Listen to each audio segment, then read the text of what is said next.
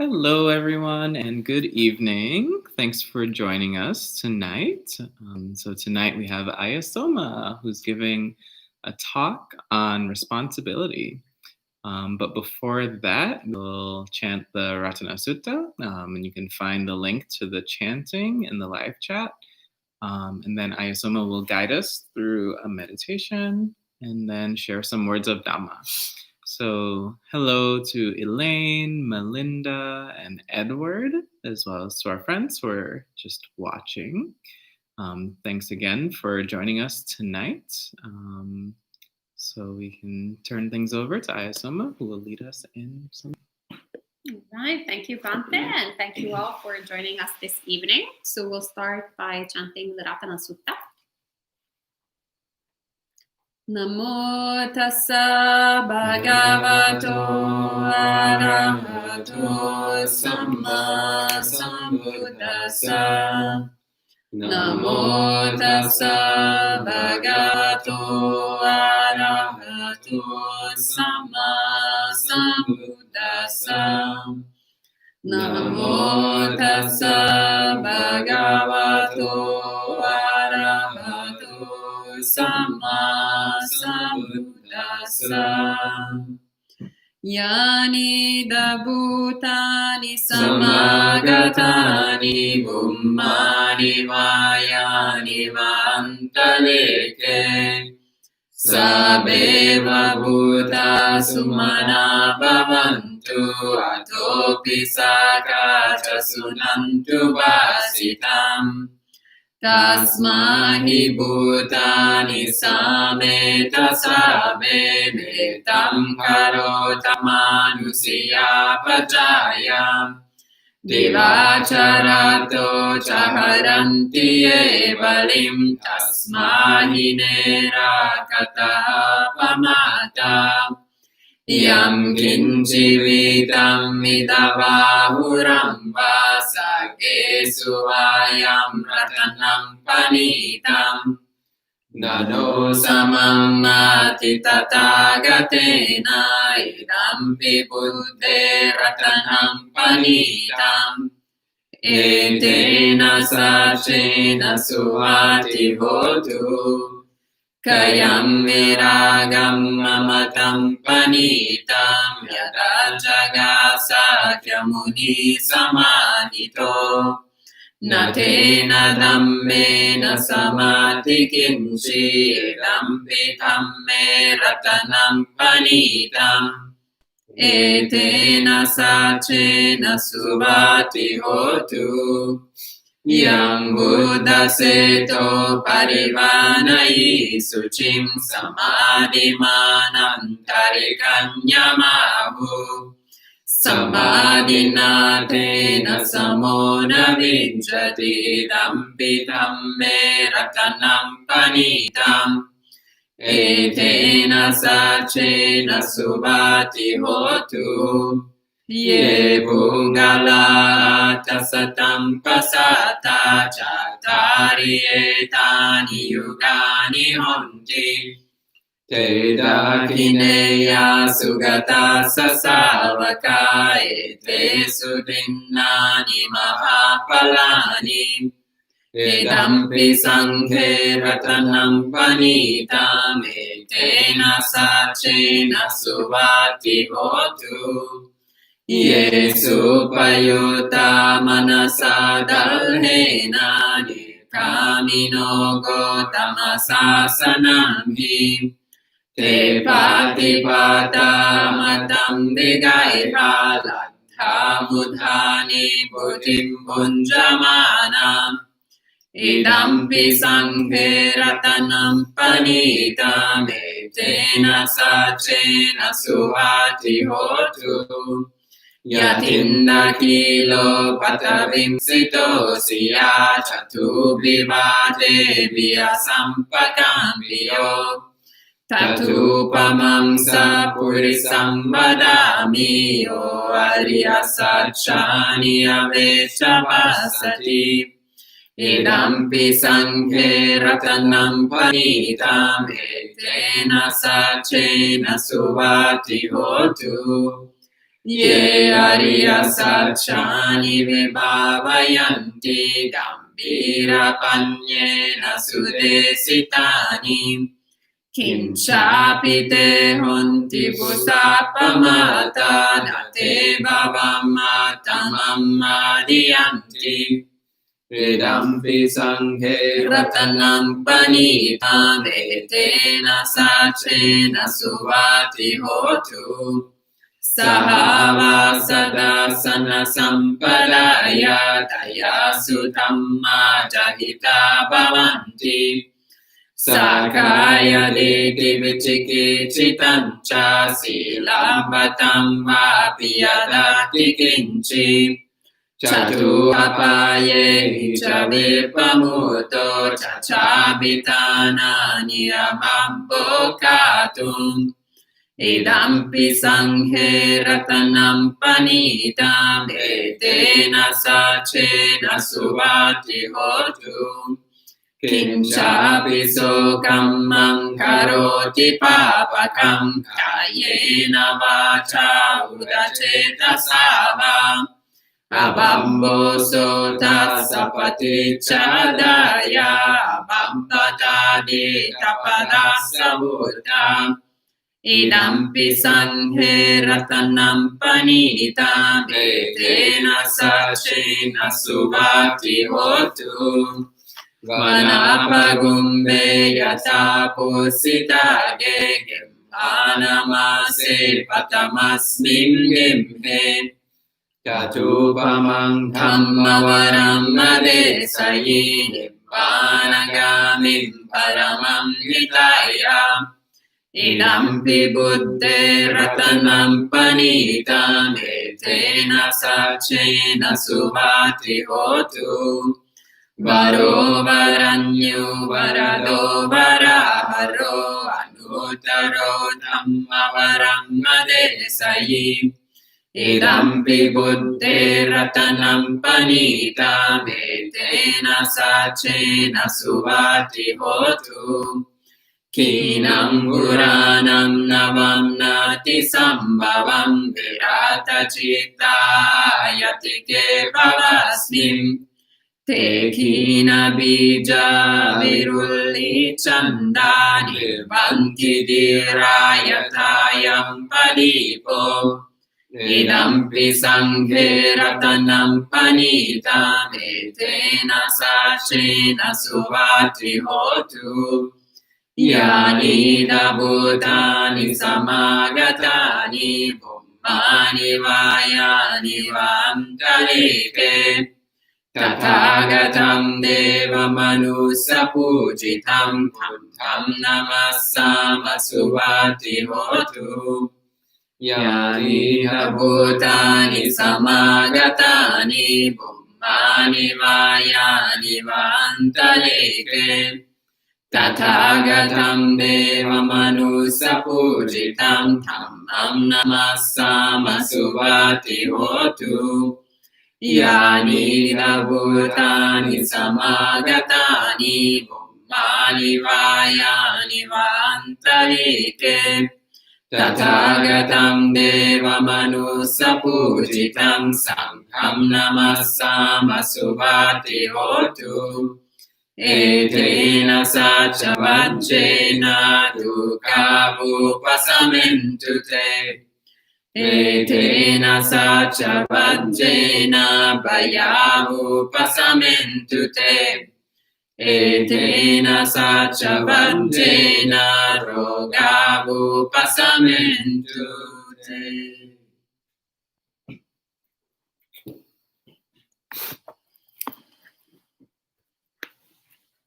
All right, we can find a comfortable position.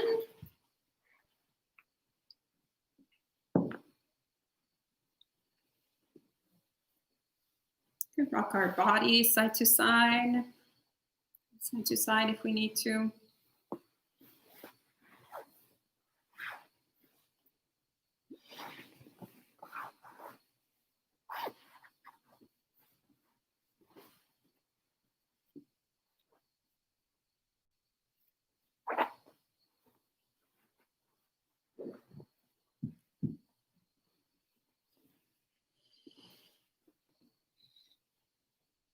Whenever we're ready, we can close our eyes.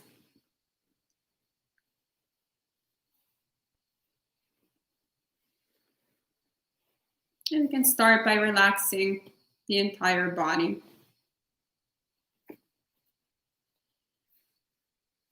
Taking a few deep breaths, releasing any tension we might find in the body.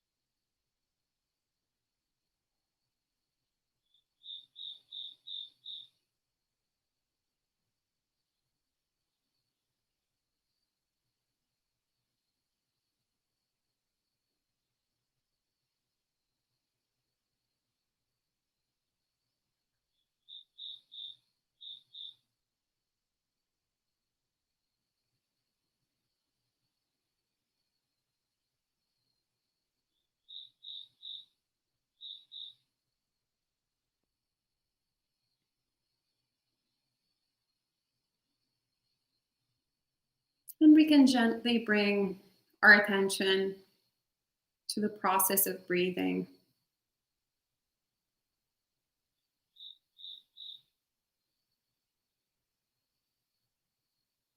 Noticing with careful attention every in-breath and every out-breath.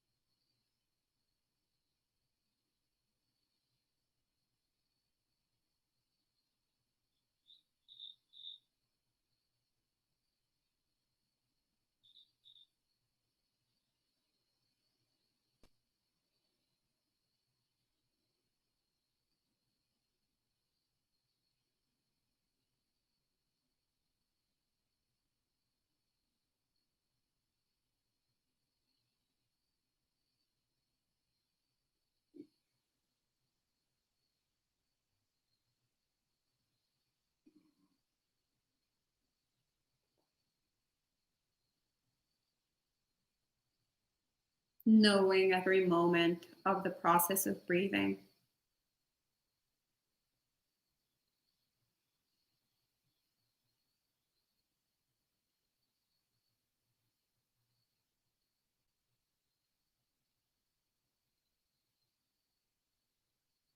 If we take a short in-breath, we know that we've taken a short in-breath.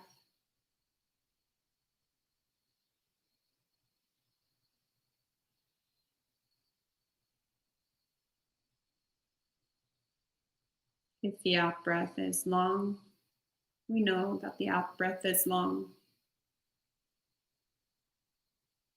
Without forcing it to be in one way or the other, we just acknowledge it for what it is, fully knowing, fully being present in the moment.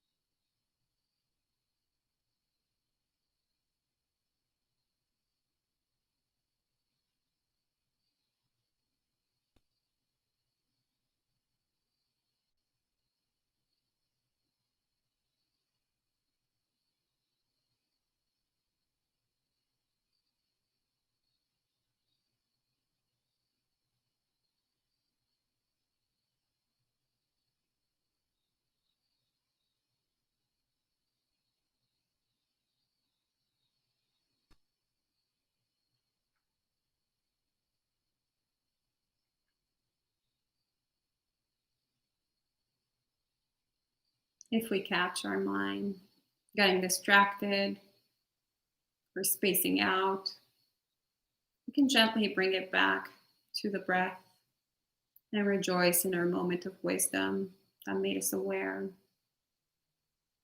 of what we were doing.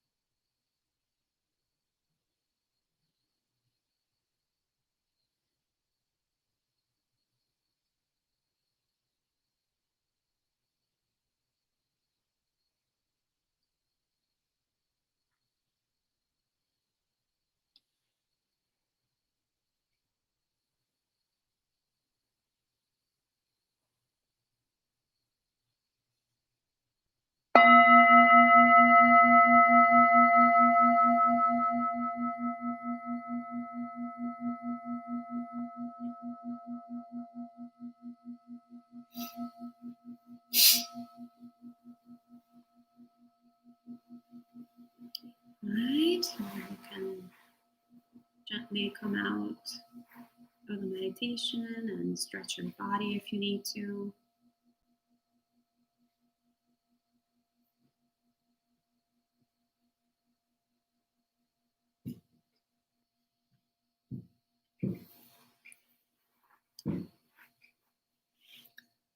Thank you, Ayyā Somā.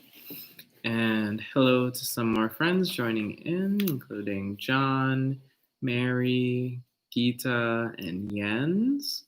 And Mary says, this talk will surely be of interest to everyone. Also, hello to Marielle. It's been a while, I think, since you've typed in the live chat anyway. So at this time, we can pass things over to Ayyā Somā, who will share some words of Dhamma with us. All right, thank you, Dr. Sumana. So we can start by paying homage to our original teacher, the Buddha. Namo tassa bhagavato arahato samma sambuddhassa. Namo tassa bhagavato arahato samma sambuddhassa. Namo tassa bhagavato arahato samma sambuddhassa. Buddham dhammam sangham namassami.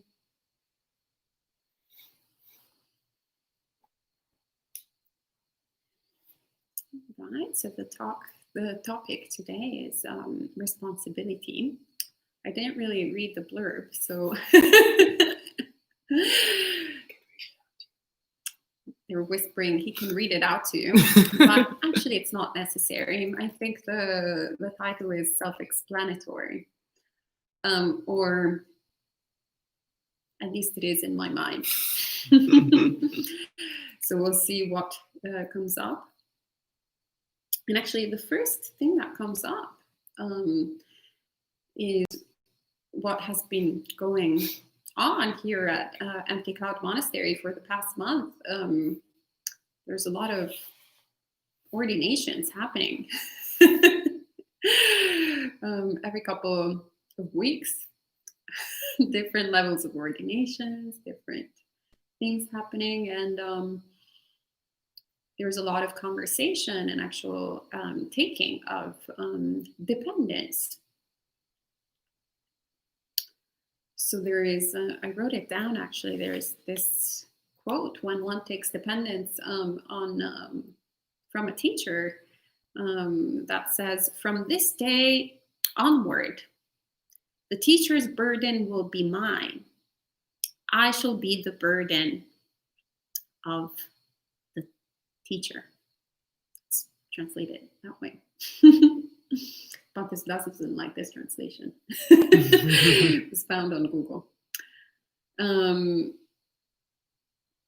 So it's quite interesting because the word that I seem to understand that burden comes from is also a synonym of responsibility. Is that correct? Bhante Sudhaso approves, so it's true.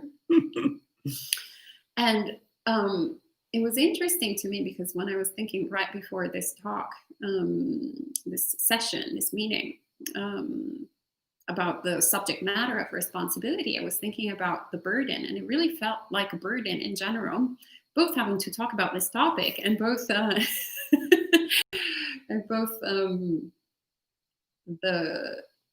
sort of definition of responsibility.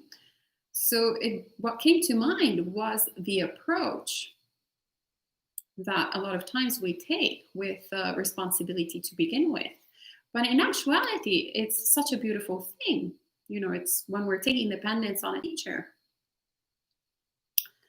even though the language is, you know, strong, like I take you as a burden and you are, and I'm going to be your burden. It's actually an incredibly beautiful part of the path. And it's present in each tradition of Buddhism. You know, you get from what we call Nisaya in the Theravada tradition, all the way to more sort of complex, perhaps, relationship in Tibetan Buddhism of the Samaya, I believe it's pronounced, a vow. that has a lot of different implications. Very like sort of complex relationship that one takes, that it's called in fact a vow, not even a sort of relationship, but an actual vow towards the teacher. But it's all of these, whether in whichever tradition you pick in Buddhism, and whether it's as a monastic or as a lay person, and you start following this path, all of these relationships are very important and very beautiful. So why is there a term used such as burden? Or why, better, rather than the term itself, why do we have a sort of strong reaction towards the word burden? Why do we have such a strong reaction towards responsibility? And having started this organization with Bhante Sudaso, and having started this monastery with Bhante Sudaso, even though I'm a junior monk, I tend to have a lot more responsibilities than the average junior monk. As a matter of fact, I have way too many responsibilities.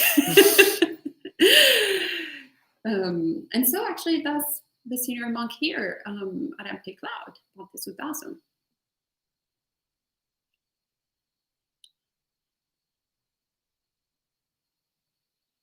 And a lot of time, actually, instead of responsibilities, how people approach it, a lot of times people told me, you have a lot of power. And I was thinking, do I have a lot of power? It seems like I have a lot of responsibilities. But it got me thinking about how we approach whatever sort of thing that we're doing in life. And we tend to have put a sort of connotation, positive connotation towards power, and a negative connotation towards responsibilities.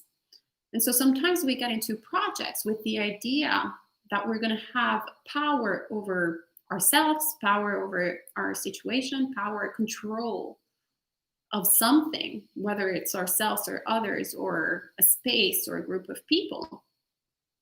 And we end up with a lot of responsibilities. And from the outside, these responsibilities are overlooked. And it's quite interesting because I have this personally strong sort of love and hate relationship with responsibilities. On one hand, I am still here, not in a cave somewhere. Heard there's this really incredible monastic community in Spain. They live, it's all female monastics. They live in these caves in somewhere in Spain. Sounds like amazing. So a lot of times in the back of my head, I'm like, well,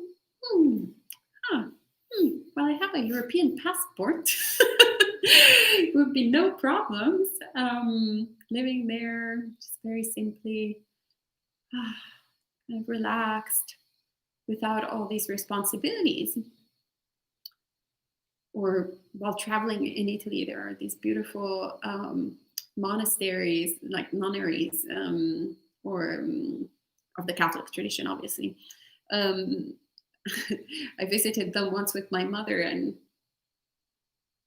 they were telling us how, like, you know, the monastics would go there in seclusion, and basically they would be there the entire time, like walled in, and there was only like a little door, little window where they would get their meals. And my mom was horrified, and I was like, oh, sounds divine. So beautiful, great. Don't have to deal with anyone, just practice, do a lot of meditation and study, not having to deal with the whole world. And Buddhist insight since day one has been quite the opposite of that. And there's constantly engaging with people, and constantly like taking care of people while taking care of myself. And while it's been challenging, and it still is, at the same time, it's been such an incredible opportunity for growth, opportunity to look at the way in which my mind creates suffering, and also seeing how unnecessarily the mind suffers in the way of creating problems that aren't even there. And also a beautiful sort of burden, actually, of realizing that all our actions, or all of my actions, and all of my fellow practitioners' actions, whether they're other monastics or lay people, how they are so much more powerful than just individual actions, and how they affect by osmosis each one of the practitioners around the space, the sort of flavor of the monastery. And the reason why it's a burden, it's because all of a sudden you feel like this great responsibility of looking, of really behaving properly. And when you let go a little bit, and you go a little bit deranged, and you're like, oh, whatever, I'll do just whatever I need to do, then how it becomes a domino effect that affects everyone around you in the community, and ultimately yourself. So perhaps you have this idea of you want to live in a community that has particular qualities, but then if you're not embodying those qualities to begin with, it's inevitable that no one else around you will embody them, and vice versa. If you're trying really hard, but everybody else around you is not on the same page, it's very difficult for you to nourish the qualities that you already have, and to keep building on that. So it's this beautiful interconnectedness that it's both a burden and both creates the space for opportunity to practice truly and deeply, and shave off what is unnecessary, and keep on cultivating the wholesome. All together, always flowing like a river, as they like to say in the Thich Nhat Hanh tradition. I used to hate that a lot, actually. When I first went there and they were telling me flow like a river, and I was like, no. I want to be like a drop of rain by myself. I don't want to be this part of anything. But it's quite delusional to think that way, and to hold on to that sense of independence, to that sense of like, oh, well, if I behave recklessly, it only affects me. Or if I behave purely, it only affects me. But rather constantly seeing the consequence, like the sort of the mutual osmosis that we're creating. Mutual osmosis, I don't think is English, or like it makes sense in any sense, but the mutual sort of effects, mutual relationship that we have. So whether it is with, with a teacher, or whether it is with fellow practitioners,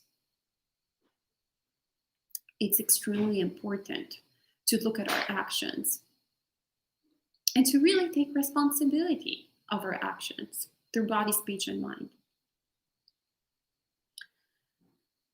And really understanding, what are we trying to cultivate here?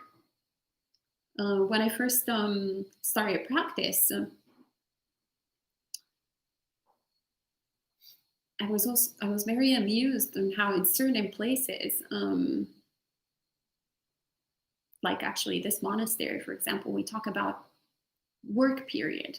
And in some other traditions, especially in Tibetan Buddhism, but also in branches of Hinduism, they call it karma yoga. And I was like, well, there was karma yoga on the schedule the first time that I did it. And then I was like, you're just making me work? This is like fake advertising. What is this? I thought we were like doing some stretching and like, I don't know, and they called it like in a fancy way with karma, when it's just the work period. And that made me really reflect as my practice moved forward. And especially in this place where there's a lot of work all the time to do in one shape or form, of how was the approach towards work, how was that affecting my practice? Where was I coming? What was the intention behind it? And there were so many different ways through which I would approach work. Whether it was washing the dishes or creating a sort of more elaborate project on the computer, or perhaps even deciding sort of more important decisions for the organizations. It was always like a very distinctive relationship towards the task at hand. But at the very beginning of my practice, it was very much on the level of utilitarian. So this leads to this. This is important. This has to be done. And sometimes, for example, washing the dishes wasn't exactly exciting. So it became a burden, a chore, but in a negative way. I remember Bhante Sudaso used to, whenever we had retreats, he would actually remind us of why we were washing the dishes, or why we were cleaning the floor, or why we were doing whatever we were doing in the monastery. And to cultivate a mind of caring. So thinking that by washing the dishes, we're allowing people around us to have a clean plate where to have their meal. By cleaning the bathroom, it is something incredibly powerful that the person who comes, I mean, we've all been in like really ugly, disgusting bathrooms in one point or another in our lives. That's a very unpleasant situation to be in, that you need to use the bathroom is filthy. On the other hand, how happily surprised are you if you're like in a road trip and then you go into the bathroom, you open it, it's all clean and spotless. You're like, oh, how wonderful. This is really great. Wasn't expecting it. I have really low expectations. So it's such a beautiful gift, isn't it? To such a menial thing that can have such a powerful impact on the mind of someone.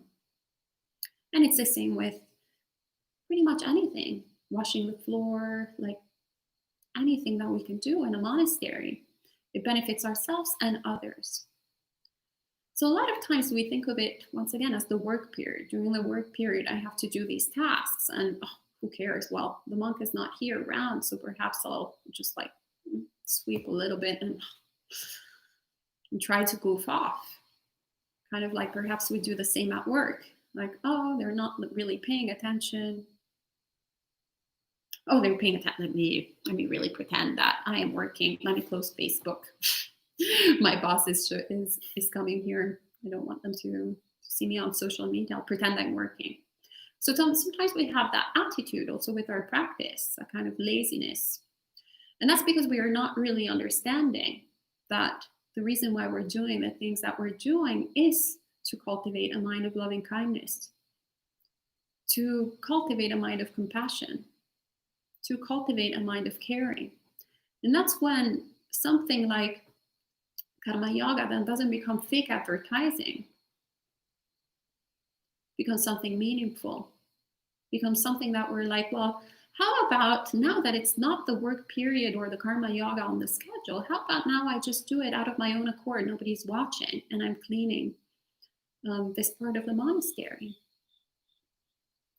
That no one knows it's me doing it. How does that feel? How does that affect the mind?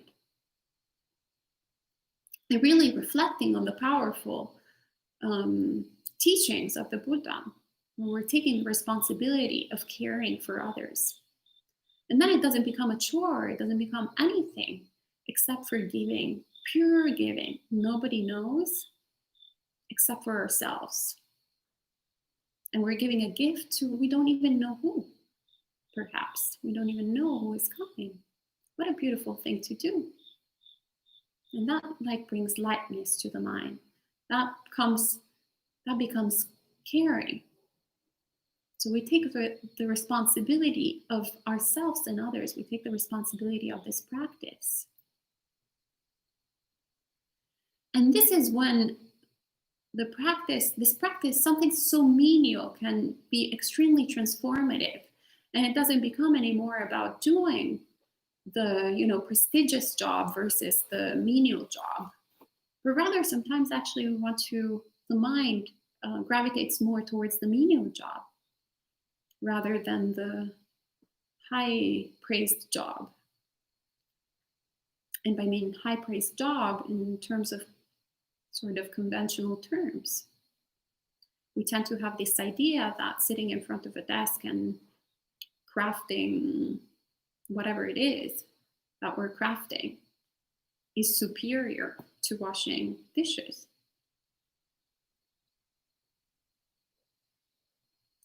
But actually, it's just superior in creating a lot of defilements, in creating a lot of sense of self, in creating our sort of self-worth based on whatever we are producing and attaching our sense of self-identity to that. When actually washing a dish is such a common, simple thing, but so beautiful. We've been during this pandemic in so many months where we actually really see where is actually our life based on. And it was the essential workers. So what is the essential work that we need to do in our practice? Is the question. What is the essential work that we need to do both through actions, through speech, and through mind? What is our responsibility as practitioners?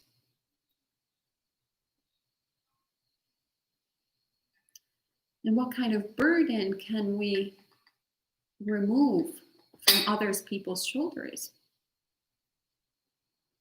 and turn it into something beautiful? And so, this is a constant practice that we're juggling, where we have to constantly check our intentions. Where are we going about it? When we're taking care of others, for example, whether it's a monastic community. Lately, I was thinking, I've tried my best in this lifetime to not have a family and kids, but in reality, you can't escape anything, because that's basically the state of existence of pretty much of being a human. You'll always be living in a sort of community and taking care of others, whether they're other humans or other sentient beings. So lately we've had, aside from a lot of beautiful things happening at the monastery, like ordinations, we've also had a few tragedies, which is the chickens who have, 2 chickens who have died, and we have the only one left, Yama, who has shifted her sort of state of existence radically. It's very palpable to see how a chicken could have an deep understanding of the first noble truth, and how desperate she is because she has no access to the second, third, and fourth noble truth. And how her personality has shifted dramatically by experiencing the death of her sisters. And us, as monastics, as caretakers, having to really look deeply at how what is the appropriate response, and how our decisions are based. Are they based for the welfare of the being, or is it mixed up with attachment? Is it mixed up with our sense of self-interest? So this is something that I've been really working on like purifying the intentions behind the decisions that one takes when in a position of responsibility, also known as in a position of power over the life, the lifestyle of the chicken, or power of influencing the life of the chicken is more perhaps accurate. And there's a lot of mixed feelings there that I had to analyze, and I'm still analyzing.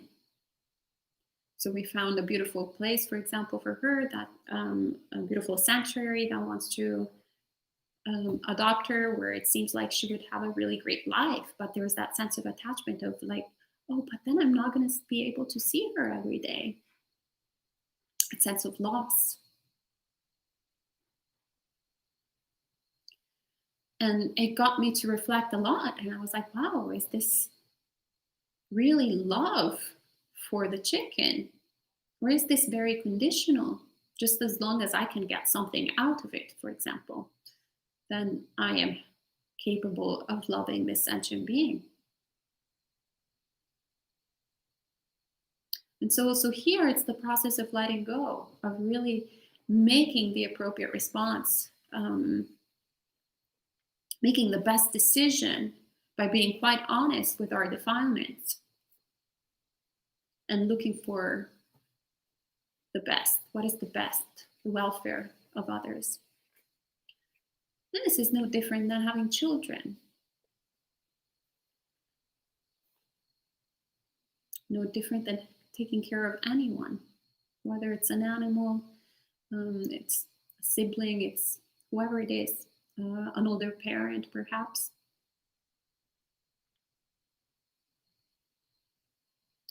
And it's all part of the practice, really doing this investigation and seeing the strength that can come by really looking at our motives and practicing in accordance to Dhamma.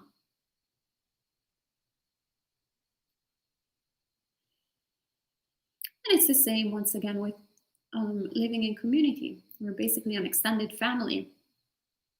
Sometimes we love each other, sometimes we hate the hell out of each other, but we're all stuck under the same roof.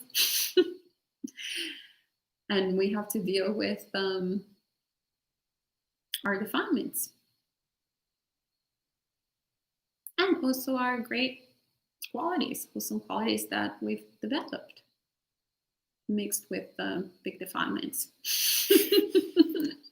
So if you're an aversive type, you'll really be looking at those defilements.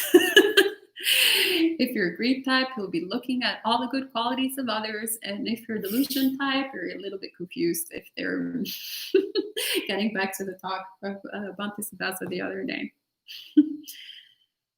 But whatever it is, whatever the situation, whatever the condition is, in reality, we all have the responsibility of practicing the Buddhist teachings and really doing the work of investigating our mind and being quite honest with what our situation is and acting in accordance to Dhamma to purify both our intentions, both our actions.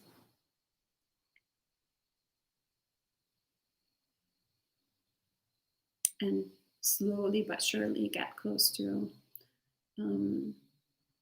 Nibbana. So this is what comes to mind. I have to say that the way that we are trained at this monastery, which is the impromptu Dhamma talk, is always a very interesting thing.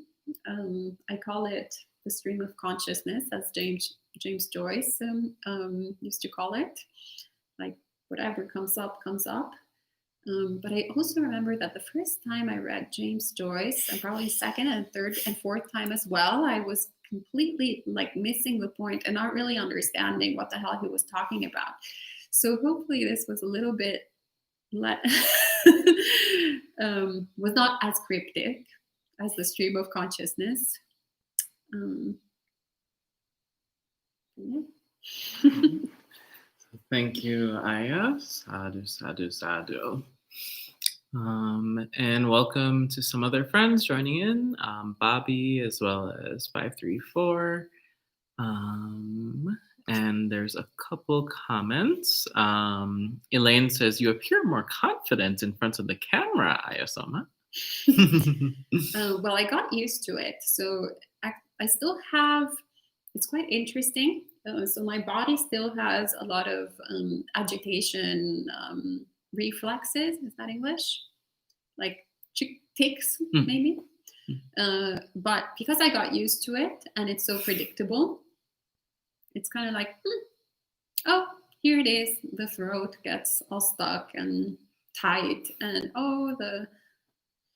there's this sort of tightness in the chest as well, and all of those good sort of symptoms of anxiety. But I'm just used to them. It's kind of like if you wake up every morning and there's a headache.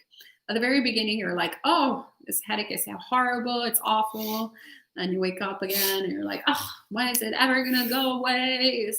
And then after 3 months, you're kind of like, oh, yeah, of course, I'm going to wake up and there's a headache. Very predictable. And Marielle also says, this is a topic I've been working on myself. I'm so glad it's today's talk. And 534 says, this is helpful, especially with the difficulty of working online without supervision. Yeah, exactly. Thank you for bringing that up. We can see how pretty much every moment is an opportunity for practice. And how are we using our time?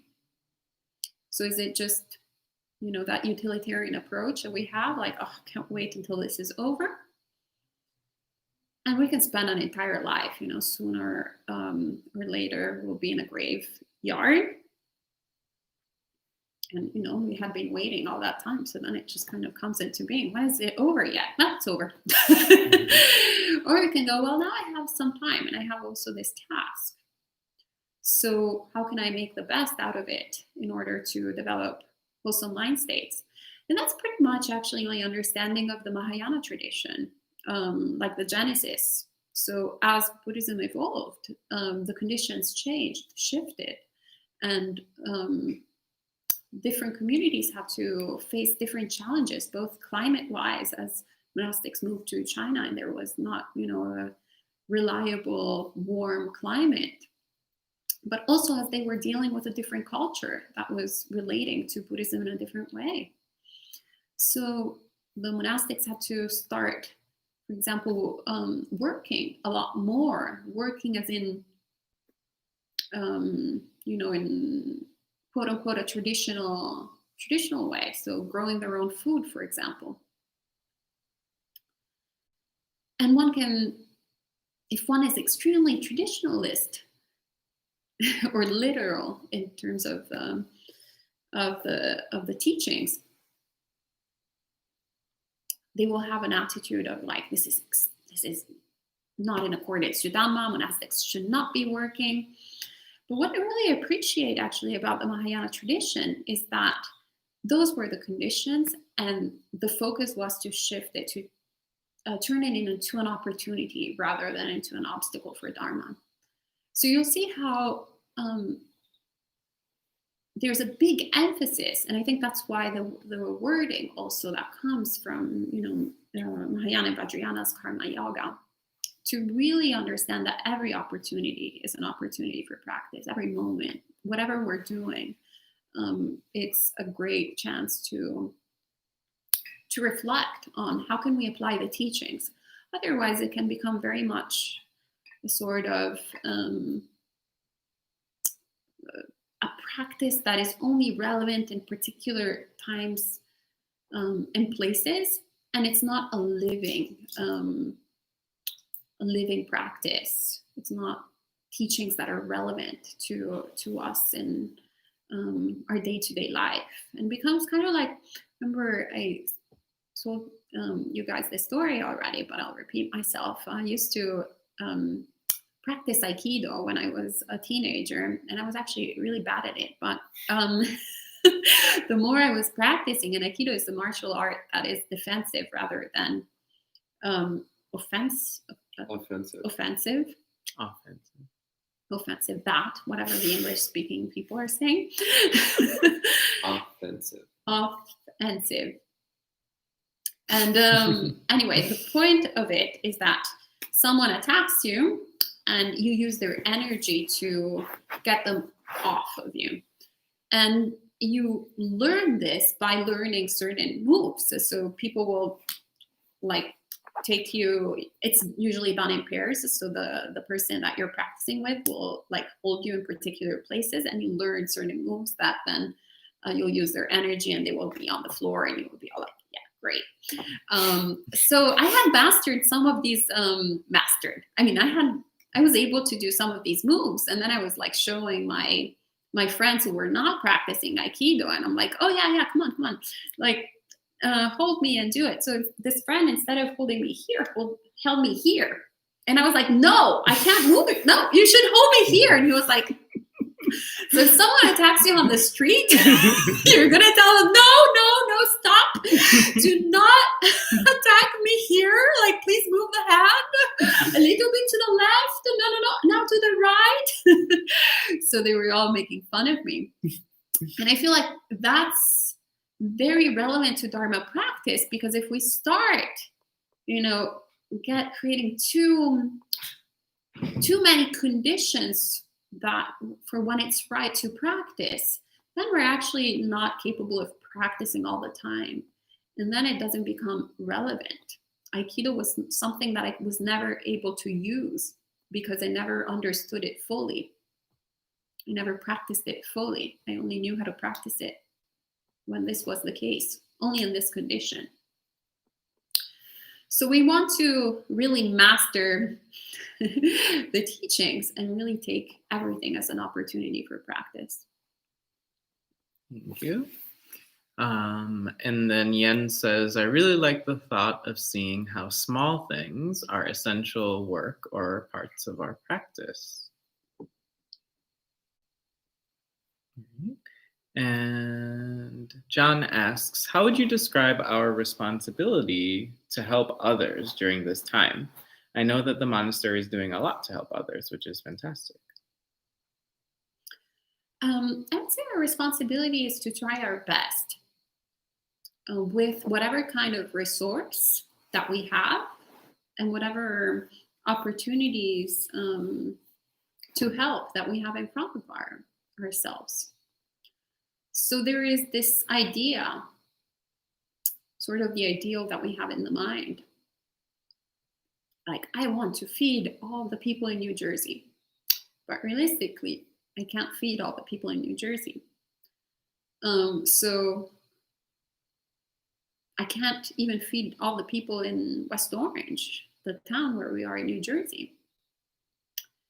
So instead of like kind of going too much too high, it's rather, well, who needs food right where I am, like around me, and how can I help? And then from there, extending our bandwidth. So this is the approach that we've used at the monastery during the pandemic. It's just kind of, instead of thinking too much, it's more responding to the causes and conditions around. We hadn't even planned to do any kind of food program. Ever really. But it was just more something that kind of came into being because we were paying attention to what the people around us needed. And so how could we be of service? So our responsibility, I would say, is always to ask, how can I be of service? How can I help others? And sometimes it doesn't even have to be, once again, strangers. It can be like people that we're living with. How can I help my parents? How can I help my siblings? How can I help my roommates? How can I help my significant other? And then if we're helping all these people already, then we can, how can I help my neighbor? How can I help my neighbors? How can I help my town, my city, state, country? How can I help the world? But I wouldn't start with the world first, because that's doomed to failure and we'll feel really bad about ourselves. But just, yeah, once again, just really seeing what's in front of us and trying our best. Great. And Edward says, I like the thought of seeing the joy in the task and really feeling the joy in the task. And Gita Jnana says, Ayya, the first thing we were taught in Taekwondo was to run for your life if someone came to harm you. Yeah, I think it's a different martial art. Well, I think the theory behind Aikido is that, once again, it's just, it is in a sort of situation where you can't really escape the attack. So you make the best out of the conditions. So you learn you learn how to get out of it without running. So staying with whatever is present and then creating the conditions for you to calmly leave. So the idea is always to find a way out. But sometimes you don't have a way out, so you need to make the best out of it. Great. And that was the last comment of the night so far. Actually, Melinda is saying, my mother has cancer, and my sisters and I are taking responsibility for our mother. I take the most responsibility because I'm single. I'm using 26 years of faith in the Buddha, Dhamma, and Sangha. Oh, sadhu, sadhu, sadhu. Yeah, Melinda, you have a big heart, and yeah, you're a very strong practitioner, and I'm sure that your faith will propel you to do good and good. And your mom is a really lucky person to have you around. So sadhu, sadhu, sadhu. Rejoice in your own goodness. And Amanda says, staying with whatever is present. Thank you so much, Ayya. Bobby says, Aikido is good in theory, but not in practice. Admittedly, I was the worst in my class, but I didn't really practice it for that long. All right. So if there are any last minute questions, type it in the chat right now. But here at the monastery, we have had a long day and more long days to come, but exciting ones. So we might have an early night, if that's all. Tune in tomorrow morning for the second part of the sutta study that Bhante Sudaso started this morning, and in the evening at 7:30 p.m. for monk chat for any other questions. Yeah, we might have actually some guest monks tomorrow evening, special guest stars. So you might see other faces here. Yeah. So yeah, great opportunity to ask questions. Also the same questions that you've asked in the past if you want to trick and see like, let me see, I was not convinced. Like Ayyā Somā, what she said, Bhante Sudaso, Bhante Sumano and Bhante Pamuto, I don't know about them. Great. Tomorrow, your opportunity to ask questions to other monks that is not the four of us. Yeah. So bring questions and we'll try to get them here. All right. So have a great night, everyone. Get some rest or good morning and enjoy your day if you're on the other side of the world. And we can end with 3 sadhus. Sadhu, sadhu, sadhu. All right. Have a great night, everyone.